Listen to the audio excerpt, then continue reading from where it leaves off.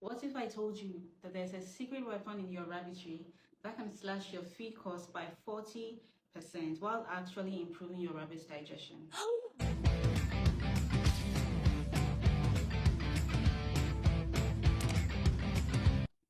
Hello and welcome to the Bunny and Mommy Feed Diaries. Today is day one and today we are talking about wheat bran in rabbit farming. Today's video might be a bit longer than usual because I'm going into more details than I ever have. I'm doing the science, the hacks, the dangerous mistakes, the cautions to avoid, and generally what you need to know when it comes to all the ingredients I'm going to be mentioning. Now, the first one we are doing today is wheat bran, and wheat bran is the hard outer layer of the wheat kernel that is stripped away during the milling process when the grain is separated from the chaff. And it's used in many commercial feeds and home mixed diets as well. For those who do not know what wheat bran looks like, this is it. It comes in two forms, powdered and flaky. Now back to the video. It helps to improve the digestion of farm animals, especially rabbits, because it's one of the richest sources of fiber, and it provides roughly about 15 to 20% of a whole balanced mixture. And so the make of wheat bran is light, it's flaky, and it's packed with hemicellulose. Now, for those who don't know what hemicellulose is, it's a much more softer version of cellulose. It's softer and more easier to digest, and that is one of the things that rabbits love about wheat bran, why it's called the brown gold. Now, as a rabbit farmer, some things are supposed to be non-negotiables on your farm, such as clean water, medication, enough room for the animals, and one non-negotiable that you need to have on your farm is wheat bran. Now, this is the reason why it is a non-negotiable. The first reason why is that wheat bran is known as a digestive powerhouse. It's rich in insoluble fiber, which helps to prevent GI stasis. Now, for those who don't know what GI stasis is, GI stasis is a silent and potentially fatal condition where your rabbit's digestive system, their gut basically, it just stops or it slows down. And it could be due to stress, dirty water, and a whole lot. Rabbits have something called the hindguts, and the hindguts is where some bacteria are, and it helps to ferment whatever they eat. Now, if you have GI stasis, slowing down of the digestive system means that they are not pooping, and it means that bacteria is not coming out. And so where are the bacteria going? They are going to stay inside the gut and multiply. And when that happens, there's a buildup of gas, there's a buildup of toxins, and it ends up in the bloodstream of the rabbit, hence poisoning it. So usually it's a silent killer because there aren't outward signs, there aren't rashes, there aren't redness, or the rabbit is just going to feel lethargic, and the next thing you know, that's it, they're gone. So now, this is why the wheat bran is so necessary, because on your farm, the wheat bran, when you give your wheat bran to your rabbits, it's going to act as basically a broom or a supervisor, basically, to make sure that your rabbit's gut is moving correctly. It's moving at the rate that it's supposed to move. The things that you're supposed to do, they are getting it. Wheat bran is such that it helps the rabbit to absorb other nutrients that he had eaten from other foods. It helps in absorption.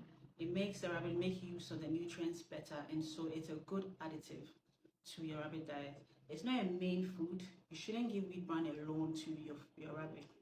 I think I'm jumping ahead of myself. I'll get to why you shouldn't do that. But yes, this is why it's a good supplement, because it helps the rabbit to actually make use of the nutrient that it has eaten from other foods, not just the wheat bran alone. Okay, so the second reason why you need to have wheat bran on your farm is because wheat bran acts as a source of affordable and cheap energy and protein source. Now, as a small-scale rabbit farmer like myself and an agri lifestyle creator, my budget is my lifeline. I don't joke with my money. Every city counts to me, and wheat bran fits in right there in my budget. It's an affordable source of energy for my breeding does and my weaners, the kids that I wean, without having to spend so much money on getting the wheat grain itself. And that's basically the same thing. It has a flaky texture that the rabbits love, and I'm happy when they're happy. The third reason why you need wheat bran on your farm, because it has a natural sweetness. It's palatable, and the texture of it, rabbits love the texture of it because it's fibrous. Wheat bran has a natural sweetness to it because of the wheat that the rabbits appreciate and they love more. It makes them eat more because it's a binder.